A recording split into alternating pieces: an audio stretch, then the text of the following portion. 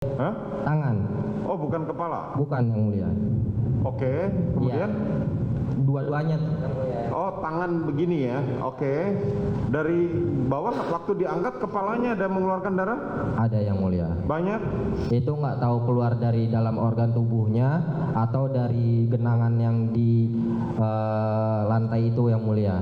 Saya kurang ngerti juga karena saya tidak mengecek-ngecek lagi dan itu jenazah ditutup masker. Saya tidak membuka-buka masker itu lagi.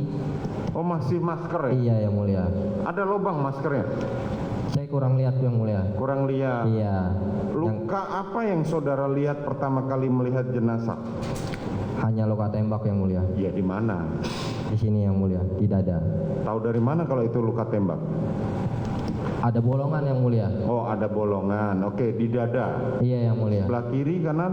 Sebelah kiri kalau tidak salah yang mulia. Kiri. Kemudian apa lagi?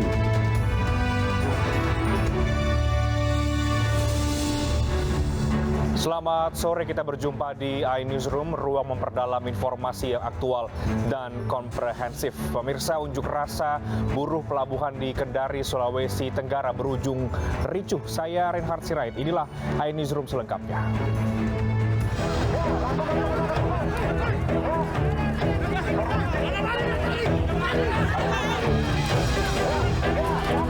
Unjuk rasa ratusan buruh bongkar muat di Pelabuhan Bungku Toko Kendari, Sulawesi Tenggara diwarnai kericuhan. Polisi yang berupaya menghalau upaya blokade pelabuhan mendapat perlawanan hingga terjadi saling pukul dengan massa aksi. Sejumlah buruh pun terpaksa diamankan petugas. Mengganggu segala aktivitas yang ada di Pelindo. Apakah orang yang melakukan pekerjaan, apakah bongkar muat yang lalu lalang, apakah petugas-petugasnya, ini diganggu. Ini adalah perbuatan pidana. Hari ini kami sudah lakukan penangkapan, ada sekitar 5 atau 6, sudah dibawa ke Polda. Aksi protes ini merupakan luapan emosi para tenaga kerja bongkar muat lantaran pihak Pelindo dan KSOP masih melanggar surat keputusan Gubernur Sultra. Surat tersebut memutuskan Koperasi Tunas Bangsa Mandiri berhak bekerja di Pelabuhan Baru Kendari. Namun ketika putusan hasil bidding yang sesuai SK Gubernur tadi keluar dengan nomor surat 518 yang menjelaskan bahwa untuk mempekerjakan Tunas Bangsa Mandiri sebagai sebagai koperasi yang sah, yang layak sesuai verifikasi bidding tadi sudah harus dijalankan. Namun lagi-lagi KSOP dan Pelindo belum menjalankan itu. Akibat aksi unjuk rasa, aktivitas di pelabuhan sempat lumpuh selama 2 jam. Sementara itu ratusan buruh mengancam akan menggelar aksi dengan jumlah massa lebih besar jika tuntutan mereka belum terpenuhi. Dari Kendari, Sulawesi Tenggara, Febriono Tameng, iNews melaporkan. Setelah sempat berjibaku selama lebih dari 3 jam, kobaran api yang membakar kantor Bapelitbang Kota Bandung akhirnya berhasil dipadamkan.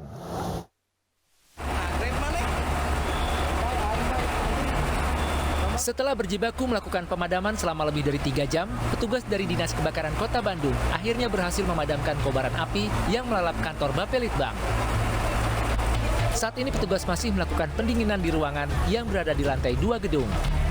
Para pegawai mencari barang-barang yang masih bisa diselamatkan.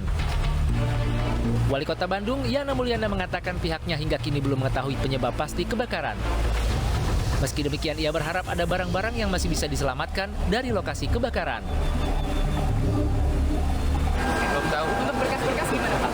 Ya kalau ini nanti kita coba lihat, karena kalau kertas-kertas mah itu pasti habis lah ya. Dan kan kita juga sebetulnya sudah semua di digital ya, di backup digital. Cuman kan komputernya juga ikut kebakar. Saya mudah-mudahan masih bisa terselamatkan hard disk. Kantor Bapelitbang di areal Balai Kota Bandung terbakar Senin siang. Api dengan cepat melalap seluruh bagian ruangan yang berada di lantai 2. Tidak ada korban jiwa dalam peristiwa ini. Penyebab kebakaran belum diketahui, namun saksi mengatakan sebelum kebakaran ada aktivitas pengelasan di salah satu ruangan.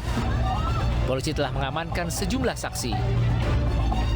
Kondisi Balai Kota Ya, saat ini kebakaran gedung Bapelitbang sudah dipadamkan, namun untuk mengetahui penyebab pasti kebakaran dan informasi lebih lengkap, kita bergabung bersama dengan Kasih Humas Polrestabes Bandung, AKP Rose. Selamat sore, Bu Rose, apa kabar?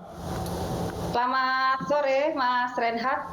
Baik. Selamat sore, pemirsa semua. Baik, Bu Rose, langsung saja olah TKP sudah dilakukan. Apakah penyebab kebakaran gedung Bapelitbang Bandung ini sudah diketahui pasti?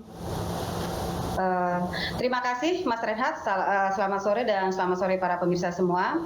Untuk sampai saat ini kebakaran ini kita belum bisa memastikan karena ini masih dalam proses penyelidikan.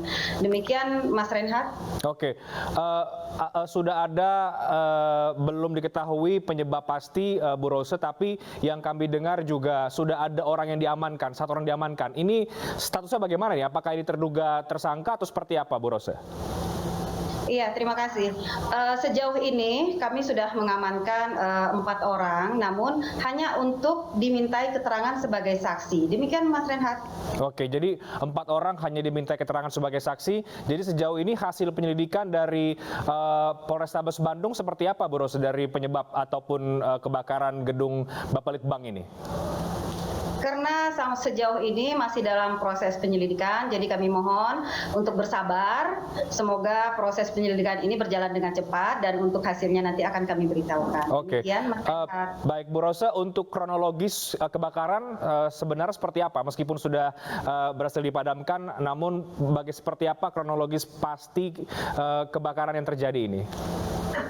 Jadi begini, pada jam 10 WIB tadi pagi, kantor Bapelitbang yang di Jalan Aceh nomor 36 Bandung itu, ada seorang saksi yang memberitahu kepada pegawai proyek karena melihat ada asap keluar dari atap, dari lantai atas atap.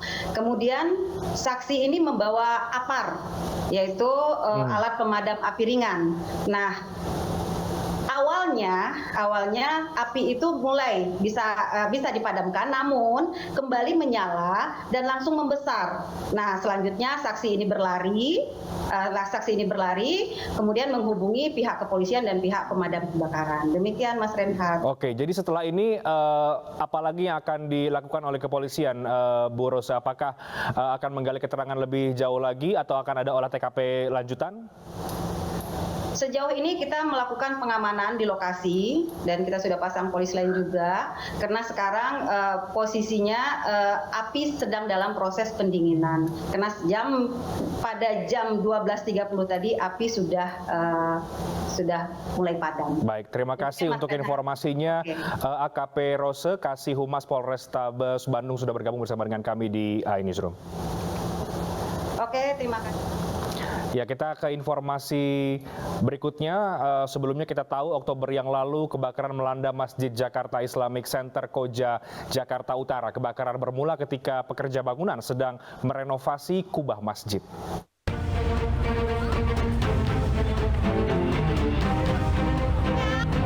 Satu unit pemadam kebakaran dikerahkan untuk memadamkan api yang berkobar di kubah Masjid Jakarta Islamic Center, Jakarta Utara 19 Oktober lalu. Penyebab kebakaran diduga terjadi saat para pekerja bangunan tengah merenovasi kubah. Tiba-tiba ada percikan api dari alat yang mereka gunakan dan menjalar ke bahan bangunan lainnya. Tidak ada korban jiwa dalam peristiwa ini dan api berhasil dipadamkan pada sore harinya. Kemudian petugas melakukan proses pendinginan. Masjid Jakarta Islamic Center merupakan pusat kajian dan pengembangan agama Islam di Jakarta Utara. Masjid ini dibangun di bekas lahan prostitusi terbesar se-Asia Tenggara sejak tahun 1970 sampai dengan 1999.